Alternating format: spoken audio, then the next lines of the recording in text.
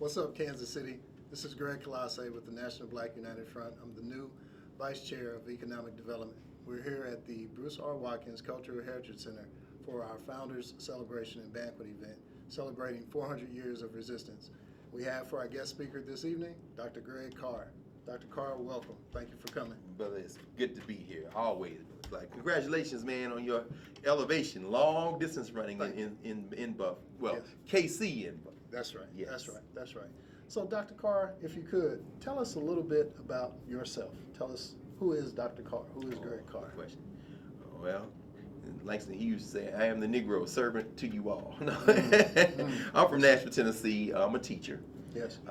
For the last 19 years, I've taught at Howard University in Washington, D.C. I am a member of the Pan-African Nationalist community. Yes.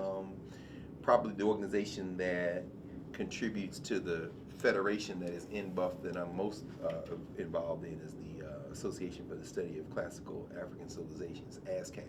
Okay, okay. Of course, ASCAC was founded in the mid-1980s, 1984, 1985, by people from all over the country, a number of whom, of course, had just in a few years before that started in Buff. So Conrad Worrell and Conrad was a founding member of ASCAC, of course, and many others, Jacob Carruthers. I can think of a lot of people involved. Right. And so when the African-centered movement, for example, here in Kansas City, yes. Think about Asa Hilliard and John Henry Clark. They're two of the founding directors of ASCAC as well. Yes. Anderson Thompson, of course, who is still kicking in Chicago. Right. All those guys. So I'm involved with ASCAC. I'm the first vice president of the association. Oh, really? Okay. Yeah. So I'm a teacher and I'm working, in the African-centered movement. And beyond that, I'm just a brother who is continuing to try to read and write and make sense of the world and pass it on to the next generation. Okay, that's good. So you mentioned, I believe, Howard University, yes, right? Obviously. Yes. And I believe you were there during the time of Dr. Francis Cress Welsing, is that correct? It's interesting. Howard University is one of our most important institutions of higher education. Absolutely. Sometimes in spite of itself. Okay. Dr. Welsing was on faculty at Howard. Yes. But she did not get tenure. She was let go from Howard University many years before I came. Okay. In fact, it was right in the wake of the time that she published, I guess this would have been maybe 1972 or 73. Okay. She published the Crest theory of color confrontation. Yes. White supremacy. And that didn't settle too well. Our more conservative colleagues at the Negro College. So while she was no longer at Howard, she retained a lifelong affiliation with the institution informally, and I got to know her over probably the last 10 or 15 years. She lived on 16th Street, a very well-known presence in Washington, D.C., even as, of course, she's from Chicago and known all over the world. Yes. But Dr. Welsing was a vibrant, central member of the community, and once a month, for many years, she had an institute at the Student Center at Howard that was free and open to anybody who wanted to come. Awesome. Absolutely. And in the wake of her transition, of course, a couple of years ago, they renamed it, and it's the Francis Cress Welsing Institute, and it continues. Oh, really? With her students, absolutely. So, really? yeah, it's good to have crossed paths with her in the time and space. So, absolutely.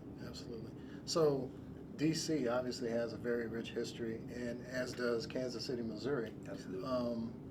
Can you tell us anything with regard to your recent trip here to KC? What are some of the things you've been doing, and what you were working on? And Well, I was blessed as soon as I got off the plane and you met me at the gate. That's right. That's right. which was a blessing. It was easier to get to the gate of Kansas City. I'm glad to see my brother. Man, I'm getting ready to call somebody. But we got in the car and immediately went to 18th and Vine. Absolutely. And I'm grateful for that, brother. Absolutely. We got to spend the afternoon at the Negro League Museum and the American Jazz Museum. Absolutely. And for somebody who was born and raised in the South, I'm from Nashville, Tennessee. Yes. Okay. Where baseball is, when I was coming up, with no the professional sports in the South were the plantation economy football teams. So what they call the SEC, slave economic concern. We used to say, what they call, I guess it's the Southeastern Conference traditionally, but the football teams. Yes. Professional sports was not a big deal baseball was about as close as it got. Gotcha. And in Nashville, the closest you could get was the Atlanta Braves.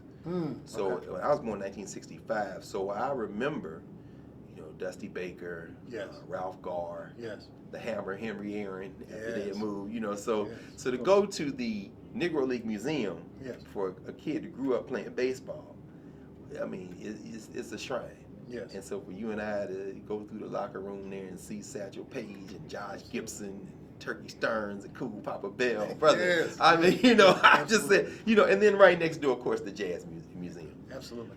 Coming from Nashville, but then working in Washington, D.C. the last almost 20 years, the home of Edward Kennedy Ellington, of Duke Ellington. Yes. So to stand there with the Duke display in there, and I mean, it really just reinforced the fact that our genius is everywhere. Absolutely. And I'm really blessed to be here today. Yes. Not only with KC Buff, but as a result of coming for KC Buff to be in Kansas City, Absolutely. which is such an important city, such an important place in the history of our people in this country. Yes. We were laughing looking at the portrait of Count Basie. Absolutely. William Basie from Red Hook, New Jersey, who came out here to make his chops before he came back and cut the great Chick Webb at the Savoy Ballroom and established himself as the next king of swing. I mean, the international significance of this place, this crossroads, Yes. the place that some people might refer to in addition to Oklahoma as the territory, Yes. where, Charlie Parker came and rewrote the history of American music. Yes. Where the Kansas City Monarchs literally injected a new way to do baseball into American professional sports. This is the place Jack Roosevelt Robinson cut his eye teeth before he went to Montreal or the Brooklyn Dodgers. I mean, so to be in Kansas City, brother, Yes. is and to be with a living tradition like NBUF. Absolutely. A living tradition that has been, I mean, I can't wait. I was reading Brother Dixon's book, rereading it. Yes. Heroes are born in this city, brother. So, Yes. I mean, for me coming from D.C., and as I told you, I'm taking this back to my students, and they're going to hear all about this moment we spent together when I get back next week. Absolutely. If you don't mind, tell the story about the sax or the horn. Oh, that, yeah. Oh, Charlie man. Parker. Just briefly. No, just yeah, the story. right quick. Yeah, I mean, one of the things that, I tell my students all the time, when you're listening to what some people call one of, if not the greatest jazz concert ever, it was Jazz at Massey Hall. Yes. That was in Canada.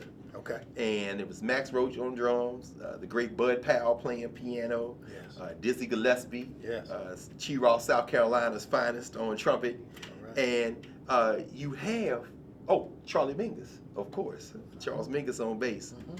Charles Parker shows up, sometimes erratic, sometimes unpredictable, this time without a horn. Wow. That could be a serviceable saxophone, so he plays that concert with a plastic saxophone. Yes. It's amazing. A plastic saxophone. Yes. And when you hear the music that was performed that night at Massey Hall, Yeah. you realize why they call it, if not one of, if not the greatest jazz concert ever. Because the music is so fluid and incredible, and you hear the ideas being articulated by Diz and Bird and Max Roach, Bud Powell, Charles Mingus, that will rewrite the history of jazz. And to stand there today, the two of us standing there looking at a plastic saxophone, Yes. lets us know that whatever tools that we've had to endure since in our long sojourn away from home, Yeah. we've infused them with our genius. Yes. So whatever they gave us, we gave back us, which meant everything else was of second importance. So Yes. that to me, that that plastic saxophone says it all. Right? Yes. Absolutely. Absolutely. I was blown away by that. Man, I was blown away by both that. of us. And so, having said all of that, what message could you give or would you give for the Founders event? If you have anything to say for this evening's event, what message would you give to anyone watching or to any of the members of the organization? Well, I want to thank you all, first of all, for any number of things. One of the programs I work with in Philadelphia is called Philadelphia Freedom Schools. Yes. We've been doing it for 20 years this year. Yes. But it comes out of the African-centered education movement. Yes. And when we think about the W.E.B. Du Bois initiative here, that begins and then pulls in all of these HBCU graduates.